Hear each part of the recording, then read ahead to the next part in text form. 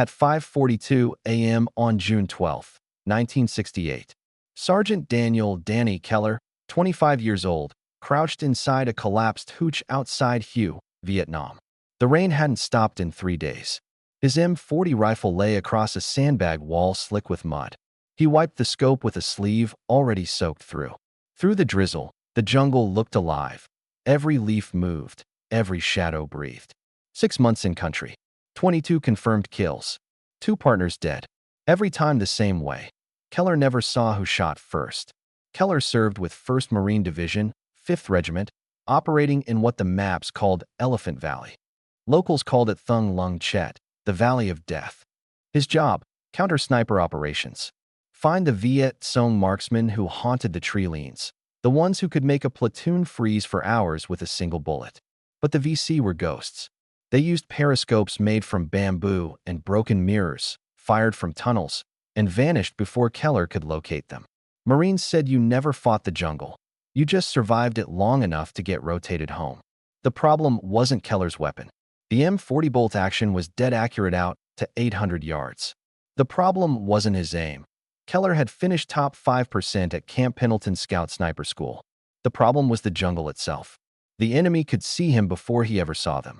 They knew how to play with light, hiding behind leaves, shooting through gaps, using false muzzle flashes made from cigarette foil to bait shots. Keller's unit had lost 7 snipers in 2 months, all to single, precise hits. No sound, no warning, just a hole where a Marine's face used to be. Keller's first partner, Corporal Raymond "Rags" Sutter, was killed near Phu by an April. He'd been watching a rice paddy through his scope when a bullet tore through his cheekbone. The shot came from a tree line 300 meters away. When Keller got to him, Sutter was already gone, still clutching his spotting scope. Keller never found the shooter.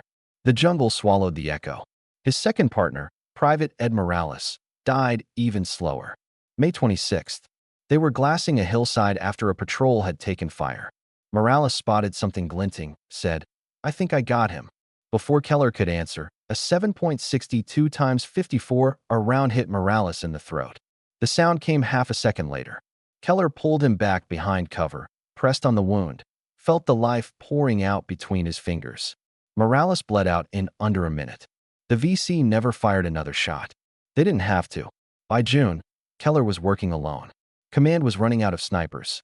They still sent the same useless advice. Change position often. Stay low. Don't skyline. But no one told him how to fight an enemy who could shoot through a hole the size of a coin and disappear underground. The VC were using a new technique Marines called the double nest. 2 hide sights, 40 meters apart. One would draw attention, maybe a decoy rifle barrel poking through brush. The second would be where the real shooter waited, already aimed at wherever the Americans looked first. The math was fatal. Keller needed 10 to 12 seconds to locate a target through magnification, calculate range, adjust for humidity, and fire. The VC needed 3. Keller started keeping notes. Every death, every direction of fire, every position. The pattern became painfully clear. American sniper sets up. American sniper searches forward. Enemy sniper flanks. American sniper dies. It wasn't the rifle. It wasn't even the jungle. It was the narrow vision. His 8 times Unertl scope was like staring down a tunnel. The moment he put his eye to the glass, his world shrank to a few degrees of view. The rest of the world, movement in the trees, muzzle flashes on the flank, the shimmer of a periscope, vanished. He was blind to everything that wasn't inside that little circle. After Morales died, Keller stopped sleeping. He spent nights sitting in his foxhole, staring at the tree line, thinking about how to see what couldn't be seen. He even asked the engineers at Da Nang if they had spare infrared scopes. They laughed, said those were for night patrols, not one-man jungle crawls. He didn't need better optics. He needed a way to see the unseen, to track movement without locking into the rifle scope. Then, one morning, the idea came from the same place most field innovations come from: desperation. During a cleanup after a helicopter crash near the A Shao Valley, Keller found a broken convex mirror from a Huey's landing light. The glass was cracked, but the curve was still good. He pocketed it without thinking, some reflex from his machinist days back in Ohio. That night, under poncho light, he stared at the mirror and the rifle lying next to it. What if he could use reflection not to aim, but to see motion outside his scope. The old sniper manuals had nothing about peripheral detection. But Keller had noticed something. The VC weren't beating him with better rifles. They were beating him with field awareness. They heard, saw, and smelled before Americans ever knew they were there. He started sketching on a C-ration box. A tiny periscope, 2 angled mirrors in a plastic tube.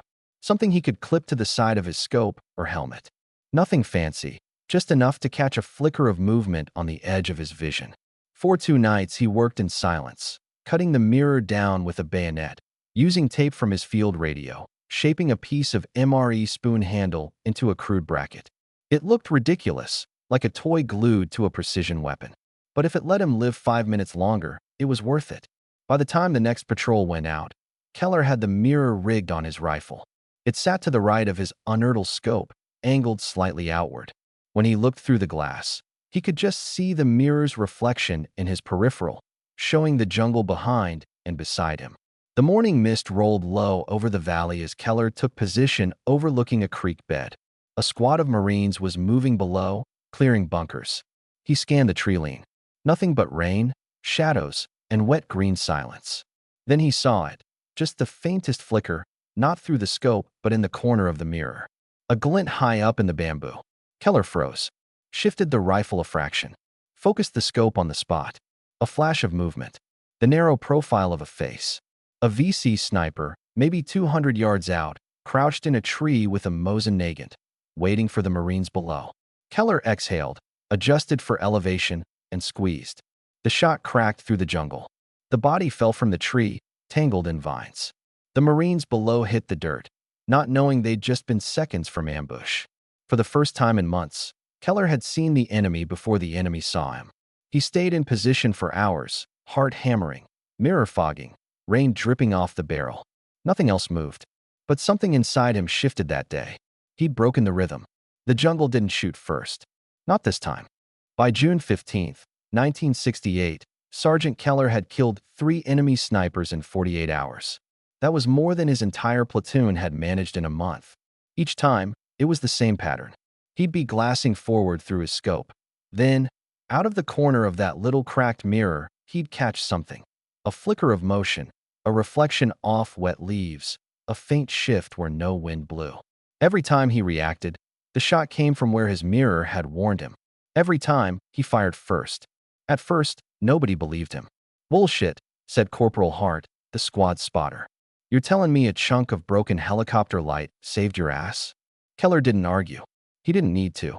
Hart saw the mirror himself the next day, when it caught the shimmer of a rifle barrel sticking out of a termite mound before the VC pulled the trigger. Hart never laughed again. He cut a piece from an old shaving mirror and taped it to the side of his M14 scope that same night. They called it Keller's Eye. A joke at first, but the kind of joke that spreads when people start staying alive. The first real test came on June 18th, during an operation north of Phu Loc. Keller and Hart were attached to a recon platoon covering an approach through flooded paddies and bamboo thickets. The heat was brutal, visibility barely 50 meters. Perfect conditions for ambush. At 0700 hours, the lead Marine tripped a wire.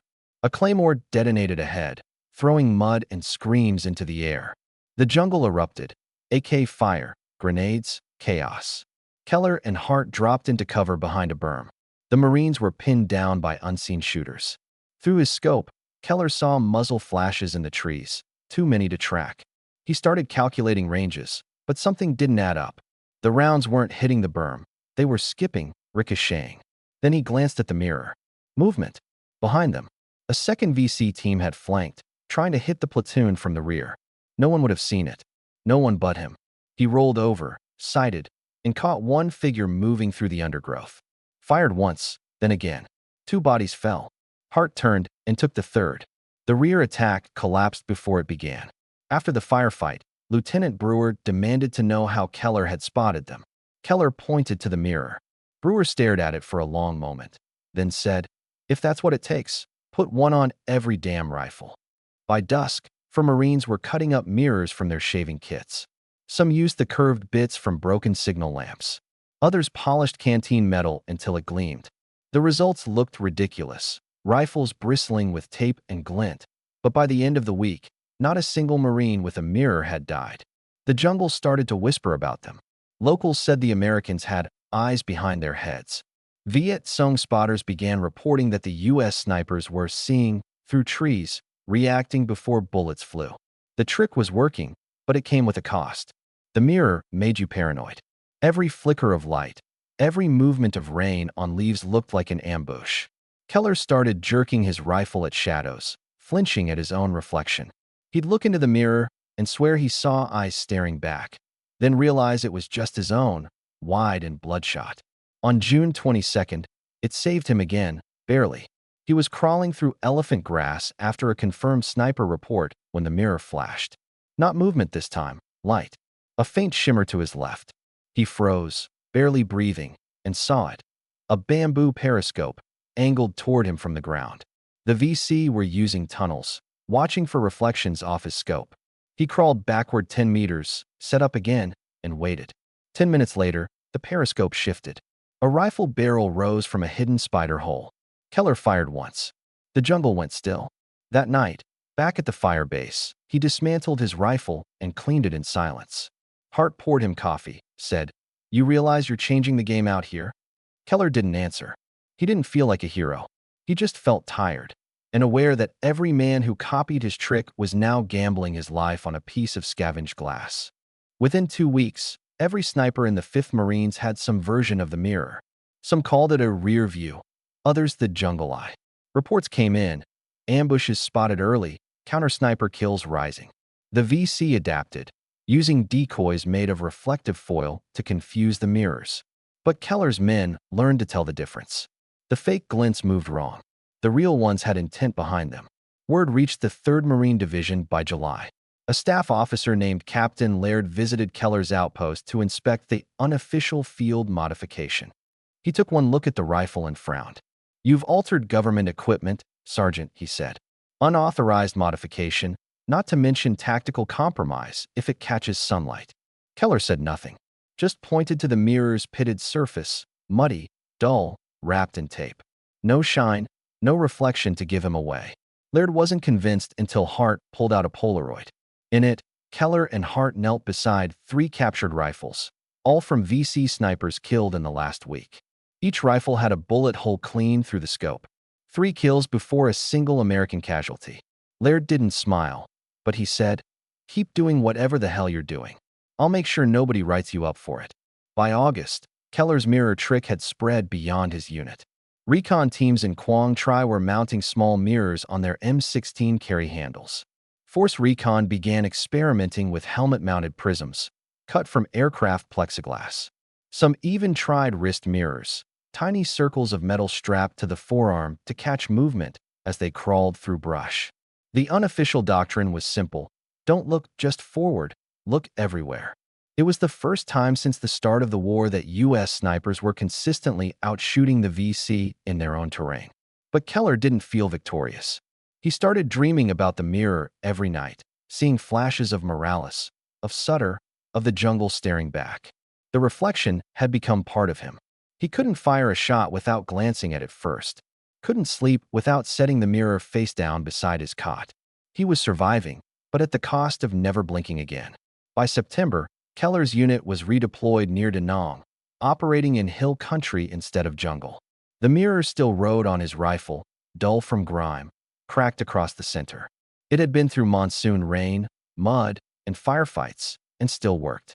One morning, while setting up a new position, a young replacement sniper named Paul Lister asked him, "Sergeant, you really think that little piece of glass keeps you alive?"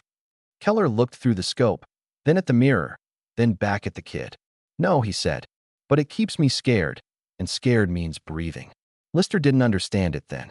But 2 weeks later, during an ambush outside Camp Carroll, Keller's mirror flashed once, just enough for him to see the muzzle flash of a hidden NVA sniper about to fire. He yelled for Lister to duck and returned fire in the same heartbeat.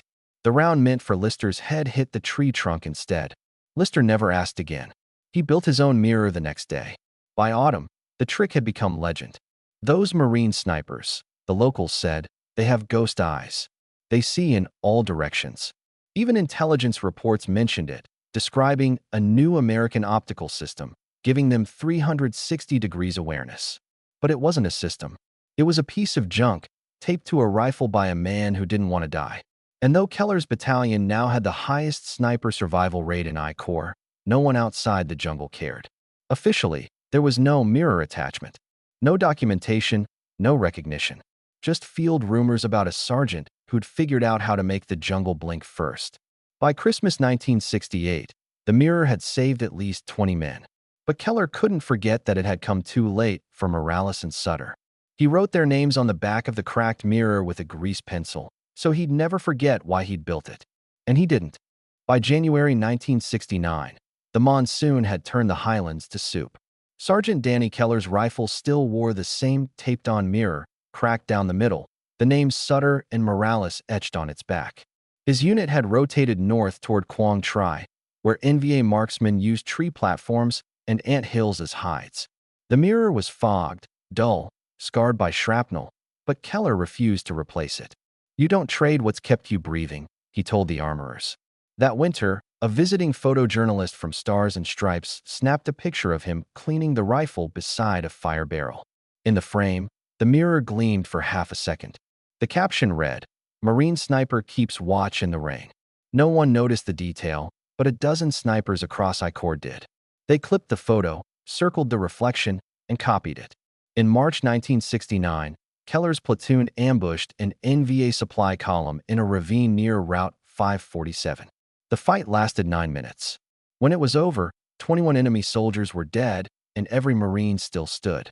Captain Laird wrote in the after-action report, "Unusual situational awareness credited to field optical modifications developed by SGTD, Keller, 5th Marines." The report vanished somewhere in headquarters paper piles, buried under casualty summaries and fuel requisitions. Keller didn't care. He was counting days. 168 Taderos, date eligible for return home.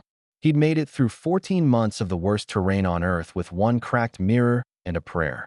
He wanted to go home, buy a truck, and forget that every drop of rain still sounded like a bolt being pulled. But the jungle had one more lesson to teach. The last shot, April 7th, 1969, near Hill 558. The platoon moved to extract a recon team pinned by snipers. Keller crawled up a slope slick with clay, mirror fogging, heartbeat loud enough to drown the rain. Through his scope, he saw nothing, just trees. Then, in the mirror, a faint shape moved at his 2 o'clock. A glint between vines. He shifted, fired once. Silence. Then another flash, higher, opposite side. 2 shooters. Hart, now a staff sergeant, was 50 meters away, shouting directions. Keller turned, aimed, squeezed. The shot cracked. The jungle echoed once and went quiet forever. When the team reached the site, they found 2 NVA snipers dead, one still holding a Type 54 rifle, the other a French MAS 36 with a mirror fragment taped to its side. The enemy had copied his trick. Keller stared at it for a long time. Same angle, same tape, even the same curve of broken glass. He realized then that innovation travels faster than bullets. You invent to survive, and the enemy learns to survive too. That night, he threw away the mirror. He told Hart, "If they're using it now, I'm just chasing ghosts." He didn't tape another one on. Home. Keller left Vietnam on June 2nd, 1969. 27 confirmed kills. 2 Purple Hearts. No ceremony, no mention of mirrors. Just a plane from Da Nang to Okinawa, then another to Travis AFB. Back in Ohio, he worked nights at a machine shop. Married a nurse named Ellen. Tried not to flinch when fluorescent lights flickered. The war shrank into silence. His rifle stayed in a footlocker under the bed, the cracked mirror still wrapped in a rag beside it. In 1972, he got a letter from Hart, still in the Corps, now training new snipers at Camp Pendleton. Hart wrote, "We built your mirror into the training rigs. We call it the Keller angle. Doesn't look like yours anymore. Plastic mount, small glass. Nobody knows where it came from, but it works. Figured you'd like to know." Keller smiled, folded the letter, and never told anyone. He wasn't looking for credit. He'd traded that for survival long ago. Erased by progress. Through the 70s, optics improved. The Redfield AccuRange scopes arrived, wider field, brighter glass. The Keller angle became obsolete overnight. Manuals dropped the note about peripheral mirrors. The new instructors said, "We scan with both eyes open now." Nobody mentioned the man who taught them why.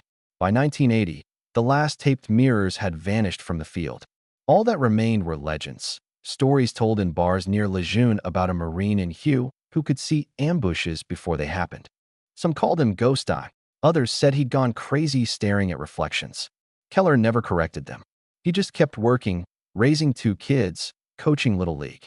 Every Veterans Day, he sat on the porch, cleaned a small pocket mirror, and watched the sunrise in it, just to remind himself that the world was still behind him too. Rediscovery. In 1998, a military historian named Dr. Evan Tolliver was writing a dissertation on improvised optics in asymmetric warfare. He found a half-page report from 1969 referencing field optical modification, 5th Marines. No schematics, no photos, just Keller's name typed once. Tolliver tracked him down through the VA. Keller was 55, retired, living in Dayton. When the historian arrived with a tape recorder, Keller opened a shoebox on the kitchen table. Inside lay the mirror, still cracked, still wrapped in faded green tape. "I don't know why you'd want to write about this," Keller said. "It wasn't genius. It was fear," Tolliver replied. "Fear that saves men is still genius." They talked for hours about the jungle, the double nests, the nights when the mirror fogged so bad he had to wipe it every 30 seconds. Tolliver took notes, snapped pictures, promised to send a copy of the article. When it was published the next year in Military Technology Review, it reached maybe 2,000 readers. But among them were veterans who had once served in I Corps. Letters started arriving at Keller's mailbox, handwritten, shaky script. "You don't know me, but I used your mirror in '68. It caught a sniper before he caught me. Thank you. My father was in Quang Tri. He said they had an angel with a piece of glass." Keller read every one. He didn't answer most. Some memories were best left one-sided. Recognition that never came. In 2005, the Marine Corps Museum in Quantico opened an exhibit on sniper evolution. Among the rifles was a weathered M40 with a small square of mirror mounted beside the scope. The label read, "Field Modification, Vietnam War Era. Purpose, Increased Peripheral Awareness. Origin, Unknown." Keller's granddaughter visited that year on a school trip. She took a photo, brought it home, and showed it to him. He looked at the caption for a long time, then smiled. "They got one thing right," he said. "Origin, unknown. That's how it should be." He passed away in 2010, aged 67, complications from Agent Orange exposure. His obituary mentioned the Purple Hearts and Bronze Star. Not the mirror. Not the idea that kept dozens of Marines breathing in that wet green hell. At his funeral, 4 men in their 60s stood at attention by the casket, hard among them. Each laid a small mirror, cut from a shaving kit, on the flag. No speeches, just light catching on glass. Legacy. Today, if you visit Camp Pendleton Sniper School, there's a framed photograph in the hallway, an old Marine sitting on a porch, holding a rifle with a square of dull glass taped to it. The caption says simply, "Improvisation saves lives, Vietnam, 1968. No name attached. But every instructor knows the story, even if they can't remember where they heard it. They teach students to scan the periphery, to watch the angles, to never trust the silence of the trees. And somewhere in every modern sniper scope, every wide-angle lens and digital overlay, there's still a fragment of Keller's mirror hiding in the circuitry, reminding soldiers that innovation doesn't come from manuals. It comes from fear, from loss, from one man staring into a jungle that always shoots first and deciding, for once, to make it blink. Because that's how war changes, not through orders or factories or generals, but through desperate hands, dirty tape, and a cracked piece of glass that let one Marine see what no one else could.